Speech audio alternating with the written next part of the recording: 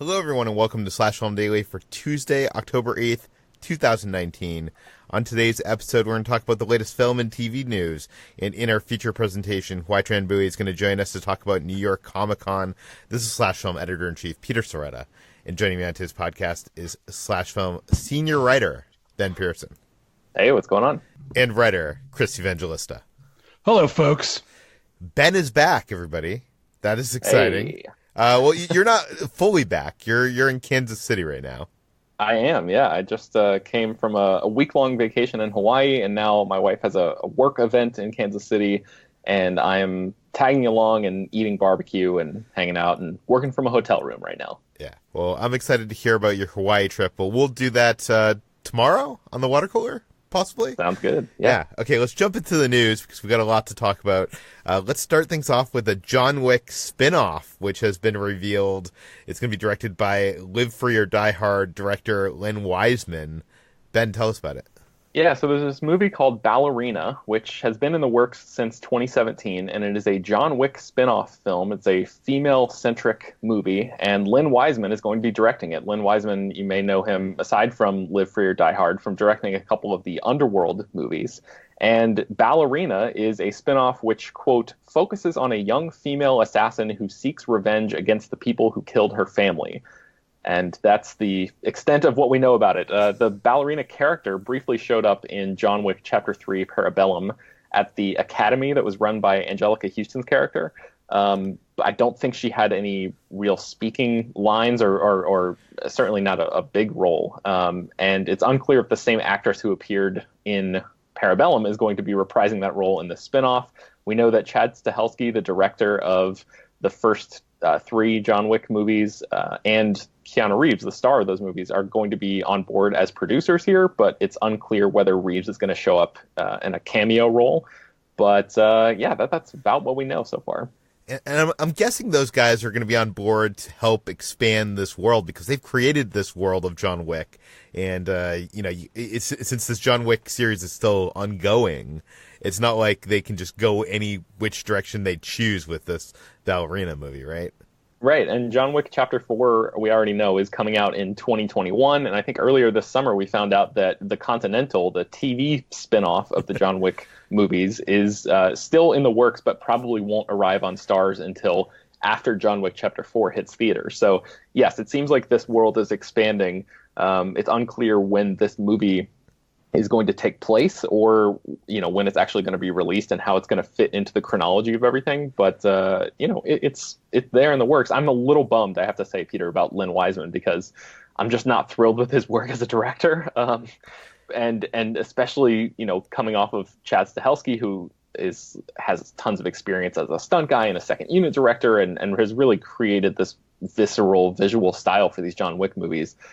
To have somebody else jump in, that person, in my mind, has to be, a very competent action director, and that's not exactly how I would describe Len Wiseman. Yeah, Wiseman is more, I think, like standard Hollywood action, and his stuff feels very cold and not really much. Chris, do you have any opinions on Len Wiseman? He stinks, and he should not still be working, and I don't understand why so many filmmakers get to fail up in this industry while others can't get really good projects off the ground. That's what I think of Len Wiseman. Well, who would have thought when this original film John Wick came out that there would be TV series, there would be, multiple sequels, there would be a spin-off with a ballerina character. It's just insane. But of all the spin-offs, I mean, The Continental makes sense to me. Does the ballerina, I remember when this came up in the Slack channel, Ben, you were like, wait, the ballerina from the last movie, she had such a small part.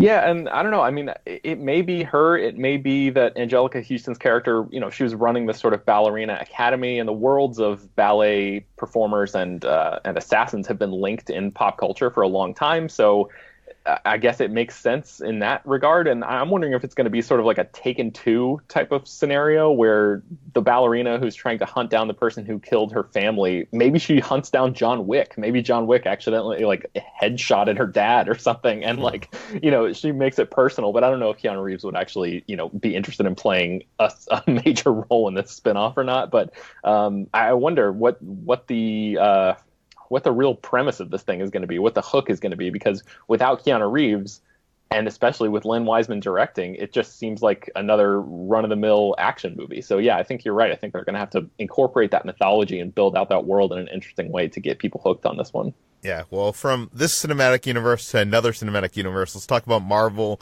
I think last week we were talking about how Avengers Endgame, Disney was promoting Avengers Endgame for multiple awards, one of which was not a Best Acting award for Robert Downey Jr. And Chris, I think it was you who said that maybe it's because Robert Downey Jr. just has no interest in, campaigning for this award. And It turns out that is the case. Yes, that is exactly the case. Robert Downey Jr. was on the Howard Stern show, and this came up. And he gave a very short, sweet answer. And he said, basically, Marvel brought it up to him, and he said, let's not. That's really it. That's the entire quote. He didn't really want to campaign for it because I don't know if like the casual moviegoer knows this, but campaigning for Oscars, it really is like campaigning. You have to go to all these events and you have to meet with all these people. It's like running for office, basically. It's like running for president. It's a full-time job. You can't even be working, like he can't be working on another movie and campaign for You can't, it's, if you're out there under the weird notion that the Oscars are given out on merit, you are incorrect. It's really all about how much butt you kiss while campaigning for the award. So, and Robert Downey Jr. just obviously didn't feel like doing that. And I can't blame him. He's very wealthy. He can just sit back and relax. He doesn't need Oscars. And, that's where he is. He's not in the mood to campaign for it. So I guess that's probably a little disappointing for Marvel fans, but that's the way it is. I mean, it makes sense. Okay, let's talk about the Marvel's Infinity Saga box set. This is something that was announced by Kevin Feige when he was accepting his award at the Saturn Awards, and now over the weekend, we got a glimpse at what this actually is going to be. Ben, what do we know? Yeah, so this thing it includes all 23 Marvel Cinematic Universe films. It has an exclusive bonus disc that will not be available on digital. And this has never before seen deleted scenes and extended scenes, all sorts of stuff like that. It's 23 individually packaged 4K and Blu-ray cases.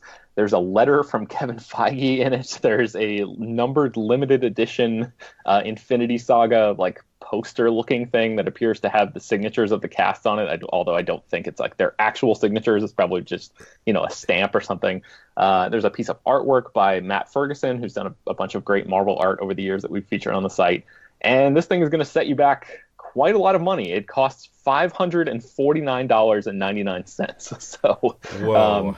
Yeah, it's a bunch. Brad actually broke down the cost here and said that's $90 more than what you would pay if you bought each movie for about $20, which is generally what they cost on regular Blu-ray. But if you were to buy all of them individually on 4K, around $25 each, then you'd actually be saving about $25. So, anyway, any way you slice it, this is a large amount of money. And, especially for people who are diehard Marvel fans, those are the people who are going to go out and buy this thing. But those are paradoxically the same people who probably already own a lot of these movies on 4K or Blu-ray already. So. Like any franchise that their fans are in love with, make them buy it twice, 3 times. That's the marketing plan here. But I don't know. The thing that I'm disappointed with this all around. Number one, when Kevin Feige announced this and he was like, we're going to be for the first time opening the Marvel Vault. Like he made it sound like it was like this incredible thing. Like we're going to get to see footage that's never been revealed. And he showed that scene, that alternate Iron Man ending scene. I was like, oh, this Marvel Vault disc is going to be cool. And you see the picture of it in this and it just says Marvel Studios bonus. On the thing. It looks so unassuming and uninteresting. I know I like the artwork, but it's very like this is just like a box set. In terms of like, and by the way, I'm not saying it shouldn't just be a box set, but like the Marvel Phase 1 collection came in this like briefcase that was a replica of the briefcase that the Tesseract was contained in. I think the Marvel Phase 2 box set came in, the orb from Guardians of the Galaxy or something like that. Something crazy, like these big elaborate reproductions. And this just like looks like a normal box set that comes with a poster with the signatures of like Kevin Feige and Robert Downey Jr., but not actually their Peter, signatures? I think you missed the part where this entire thing is housed in a full-size Hulkbuster armor that knocks down your front door when it's delivered to your house. So I don't know what you're talking about here. I don't know. I mean, I'm conflicted too, because either way, like, it's not like I have I don't buy physical media anymore, but when I did, and I would buy these elaborate collector's editions, like, it's not like they easily fit on your shelf the way that like a DVD box set is. So I think someone like Chris maybe could appreciate the fact that they're just like, it's just a box set, but it doesn't seem like this, like the presentation of this is lacking, especially for the price tag. Chris, what do you think of this? This is highway robbery, and Marvel and Disney should be ashamed of themselves, because the last thing they need is more money. And this is, who the hell wants to spend this money on that? I wouldn't spend this money on like something I really wanted. Like if there was like a Steven Spielberg box set, I would still not spend $500+ on that. That's you would. No, absolutely not. You definitely would. No, I would email the publicist and I would say, could you please send me this for free? Yeah, but most people don't have that ability. If you were not writing about movies for a living, you'd spend it. No, absolutely. I've never spent over like $100 tops on a movie related thing. No, I can't do it. Not at one time. I mean, over the years, I've spent thousands of dollars on, a total collection, but I would never drop that on like one thing. Okay, well, here's the other thing I'm wondering. Like, I know it has these unique slipcases with Matt's artwork, but are the discs just going to be the same as the discs that have been released, or like, are there going to be extra special features on those discs? Like, will each of these movies have like an audio commentary, like an exclusive audio commentary with like Kevin Feige and some of the people who worked on the films? Like, I feel like that might make it worth the $500 price tag if it had like bonus features that you couldn't get anywhere else, like not just that extra bonus disc, but like on every single disc. But if it's don't know about that yet, but because I think what we're seeing here in this image is just like an early look from Best Buy. So we haven't gotten like the official breakdown, the official announcement about this. So it's possible that those discs do have extra commentary and extra content like that on there. So fingers crossed that at least that might make this a little bit closer to worth it. Although, I don't know, I feel like you would have to actually have a full-size Hulkbuster to make it $550 really worth it. Well, it does seem like that Infinity Saga signed like litho said something like 1 of 1,500. So it does seem like this is going to be a limited edition.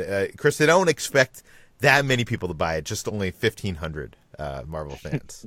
So there you have it. Okay, let's on the topic of Marvel, let's talk about The Incredible Hulk. Probably one of the worst Marvel films. Edward Norton originally pitched Marvel 2 Incredible Hulk movies. As we know, he had a falling out with the company, and now we know more with this double movie pitch. Chris, what do we know? Yes, he did Edward Norton did an interview, and he was talking about his brief time with Marvel. And he said, quote, "I laid out a 2-film thing, the origin and then the idea of the Hulk as the conscious dreamer, the guy who can handle the trip. And they were like, that's what we want." As it turned out, that wasn't what they wanted. So according to him, Marvel really liked his pitch to begin with. And then after they made the first film, they said, "Never mind, we are done with you, Edward Norton."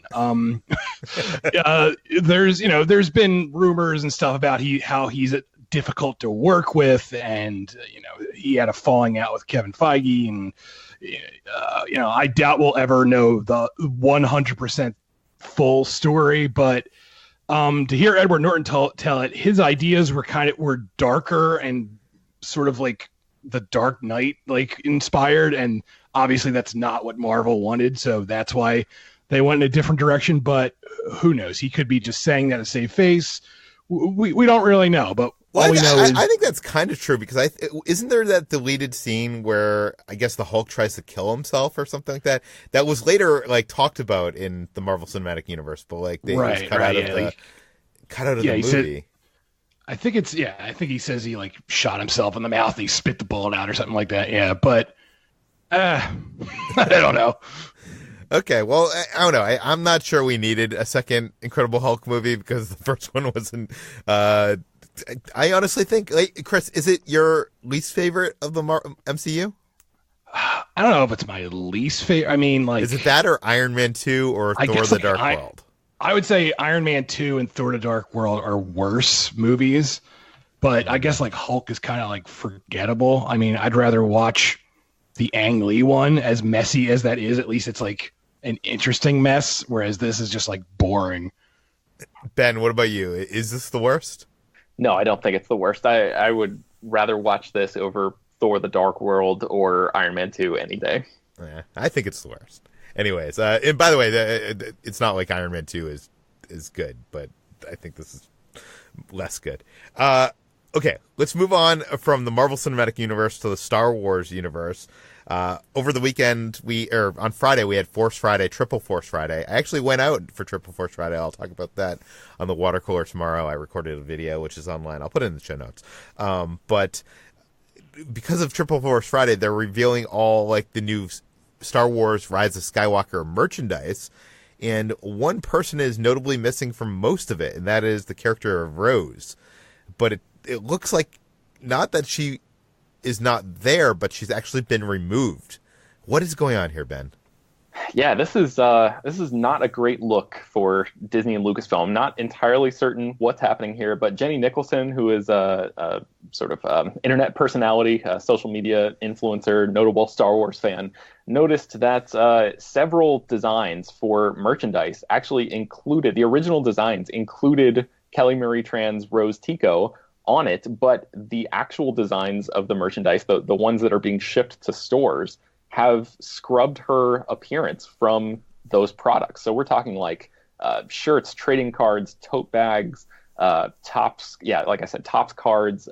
There's all sorts of sweatshirts, the whole thing, and then even like toys and stuff too. Like apparently you won't be able to see like Black Series figures of Rose Tico or anything like that. So a few years ago, we had this whole Where's Rey situation. I'm sure we talked about that on the podcast at the time, or maybe that predated the podcast, actually. I'm not entirely sure when that started. Yeah, I think it predated the podcast, but we did talk about it on the website.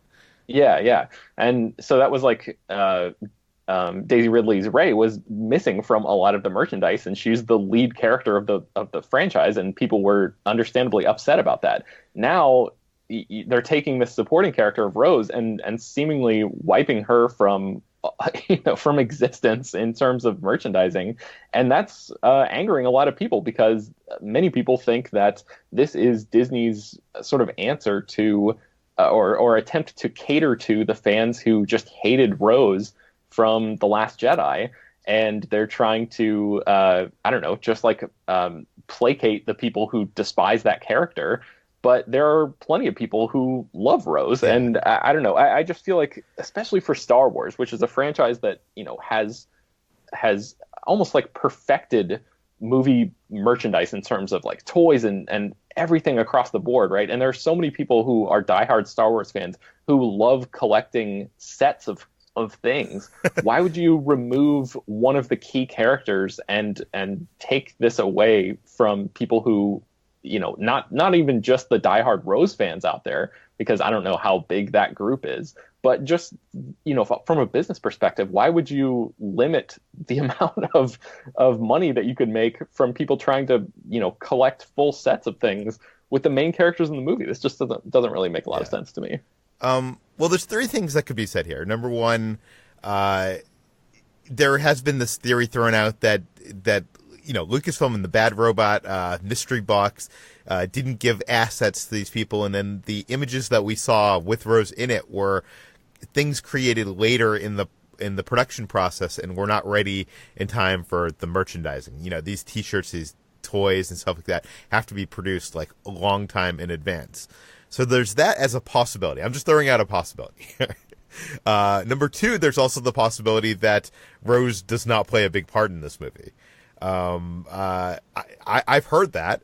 There is, when I was on the Force Friday search, I was able to find a Rose Funko Pop, but they also have a Funko Pop of, you know, Carrie Fisher's daughter's character. So, you know, they make Funko Pops of everybody. They've made Funko Pops of everybody except for us guys. So eventually we'll have Funko Pops. So yeah, I think there's those two possibilities. There's also the possibility that the Rose merchandise for Last Jedi didn't sell well. Like, I know when I went to the Disney outlets, like, there was a lot of, like, Rose merchandise there, like her figures and stuff like that. But I don't know. This whole thing seems weird to me, that, like, that they would remove her from, like, posters and artwork. Chris, what do you think is going on here? I really think it's Disney giving into the worst fan base out there, and I really wish that I wish I didn't think that. I wish I thought, Disney is above this, but I know they're not, because they're a corporation. You know, as much as everyone likes to love Disney, they're not your friend, folks. They're a billion-dollar corporation. All they care about is money and the bottom line. And the anti-Rose fan base is very vocal, and even though I don't think it's the majority, it's a vocal minority. That's how I would put it, of a fan base. Yeah. And they, you know, because they scream the loudest, they're the ones that Disney will listen to. Whereas people who do like Rose and like Kelly Marie Tran's performance, they're not out there like yelling on the internet because they don't have to. And so Disney just gives into these shitheads, for lack of a better word, and I really wish they wouldn't. Well, I hope that's not the case, and I hope maybe the Wave 2 of Star Wars Rise of Skywalker merchandise has some more Rose in it, but we'll have to wait and see on that. Disney is making strides in inclusion, and they've actually they're utilizing a new tool that I guess checks their film and TV scripts for a gender bias. What is going on there? Yeah, so Geena Davis, who is the Oscar-winning actress who founded the Geena Davis Institute on Gender and Media back in 2004, she's been sort of at the forefront of representation in culture. She and her team have developed this new digital tool that uses artificial intelligence to check scripts for gender bias. And the Walt Disney Company has agreed to be like basically the test case for this thing, to team up with them and use this tool on all of its upcoming film and TV projects. So it's basically a tool that uses machine learning, I'm going to read here, to rapidly analyze the text of a script to determine its number of male and female characters and whether they're representative of the real population at large. So it's important to note that Geena Davis doesn't view this as like a tactic to shame anybody, that, you know, writers or filmmakers for writing one-sided screenplays or anything, but she's trying to like shine a light on the unconscious bias that is in Hollywood and hopefully provide opportunities to sort of correct those instances before these projects go into production. This, for me, it sounds like a really, really cool idea, and the idea that Disney is like acknowledging that this is an area where they can improve is a big step in and of itself, and that they're taking action is a cool thing here. I just think we should, you know, and I'm curious what you guys think about this, but for me, it seems like this is, you know, as somebody, I assume all three of us think that representation is a very important area where Hollywood can improve, but at the same time, something like this should not necessarily be like the end-all be-all decision maker for how movies are made, because, you know, if you have like the Shawshank Redemption, for example, like if you made half of that cast women, yes, it would be an example of parody on screen, but it wouldn't make any sense at all because that story is set almost entirely in a men's prison facility. So I think it has to be on a case-by-case basis, but in terms of like a step in the right direction and certainly a helpful guideline for sort of opening people's eyes and giving people opportunities to make substantive change. I think this is a really cool thing. I just feel like, why have a tool for this? Like, why not just have someone like if you're Disney and you can afford to have this, like, want to have like a position, like one person that is there not only to like check every film and TV script for gender bias, but also for, you know, insensitivity towards cultures and, you know, like everything. Like, it feels like that could be a position. They create so much content. Because the computers are out to take all of our jobs, Peter. You know this. I don't know. I just feel like it would be much easier to have a person who can, you know, have the mindset to assess these things on a one-to-one basis over an algorithm. But I don't know. What do I know? Okay, guys, thank you. Right now, I'm going to bring on HT, who was busy at New York Comic Con all weekend and some of last week. HT, are you there? I'm here. What's up? I'm exhausted. Yeah, how was New York Comic Con? It was great. It was a very different experience than covering San Diego Comic-Con, which both of them were my first times, but I actually had quite a nice time with San Diego, and I was meeting a lot of people and hanging out with you and Jacob. For New York Comic-Con, it was just kind of me by myself running around, and it was raining because it's New York. And so, but it was, the panels I went to actually were quite enjoyable, and there's a little bit more news than I anticipated coming out of it, especially because we got a little sneak peek at Watchmen. Yeah, I know you're transitioning into Watchmen, but you brought up the idea of San Diego Comic-Con versus New York Comic-Con, and I've never been to New York Comic-Con. So I'm really curious, like, how do they compare? Well, the first thing I noticed is that New York Comic Con is a lot more family oriented. I noticed a lot of families there. And New York Comic Con 2 has a partnership with Anime NYC. So there's just a lot of anime there in general. Yeah. Maybe this is just something I would have noticed too, because I'm like, wow, there's anime everywhere. But it's definitely different because New York Comic Con is not just in one location. Most of the panels and events are at the Javits Center, but then they also have various panels at the Hammerstein Ballroom and other theaters kind of in the general area. So it's a little annoying to having to rush back and forth between different buildings that are like 10-minute walk away, several blocks apart. Is it as busy as San Diego Comic-Con, or is it because everything's been like kind of separated? Does that make that less busy or feel less busy? It did feel like the crowds getting there weren't too bad because it is more like spread apart.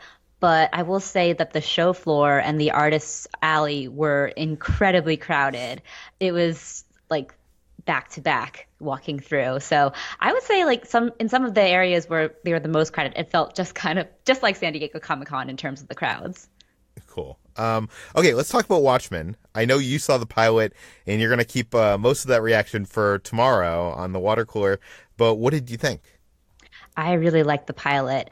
I will say I'm actually glad I saw a couple episodes of The Leftovers before I watched this pilot because there's a lot of shared DNA with this Watchmen pilot and The Leftovers, at least the beginning of it. It sets up a rich, sprawling ensemble of characters who you follow as this mystery is sort of seeded throughout and unfolds slowly through time.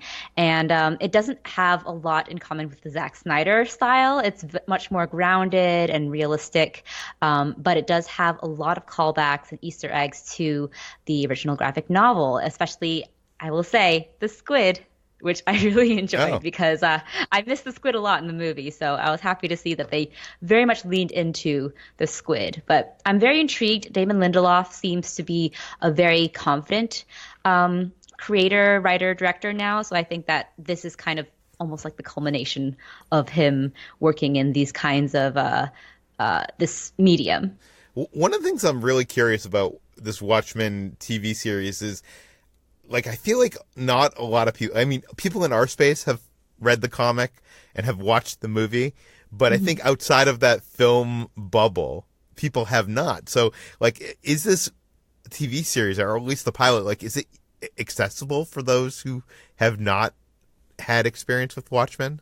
I would say so. I think that it does a really good job of introducing you to this world. It's set 30 years after the events of the original Watchmen graphic novel in modern times, and it follows a new set of characters. So you're introduced to all these characters at the same time as longtime Watchmen fans are. So you may not get all of the nods and callbacks and Easter eggs, but you can still be invested in these main characters, especially the character played by Regina King, who is just phenomenal in this pilot. Well, cool. And we have a link on the doc to reactions from everybody who was there. One of the interesting things Damon Lindelof said at the panel that you wrote up here is that this is only designed as one season. Yes, this is going to be a 9-episode season. So they are not planning for now to extend the story beyond that one season. But Damon Lindelof did hint that if the fans want more, there might be more Watchmen. But the fact that it's designed, like, I think there was a quote there that, like, the arc, like, it concludes, like, it almost like this is the story. Mm-hmm. That is kind of crazy. Like, I wonder at the end of I guess, next year, if this is going to vie for, best limited series, or if this is going to, be going for the best TV series at, like, the Golden Globes. I'm guessing limited series because you're right. It is being designed as a complete arc. And if Damon Lindelof were to continue it, I wonder whether he would continue the story or if he would pick up with an entirely new story set in the Watchmen universe. It also seems crazy to me that HBO would be going into such a big property and only wanting one season. Like, they just lost Game of Thrones, and I know they're planning all these, spin-offs and stuff. But it seems like they need another franchise to under the belt. And, it also seems like you also saw Alex Garland's Devs at the convention, and he also is saying he's planning on only one season. Yeah, it seems like it's the era of creator-driven limited series that like cable networks are just kind of giving these really ambitious creators whatever they want to do, but only for one season, because I'm sure it's very expensive. And from what I saw of Devs, it does look incredibly expensive.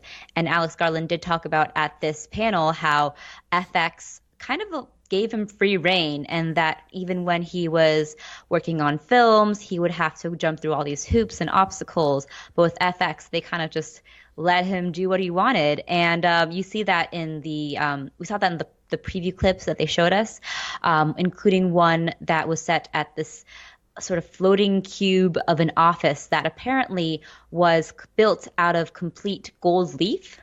So it was a gold leaf covered wall, which is pretty expensive, and it looked incredibly sleek and beautiful. So I'm not surprised that Devs isn't going on for more than one season. What did you see from Devs? Did you see like some clips?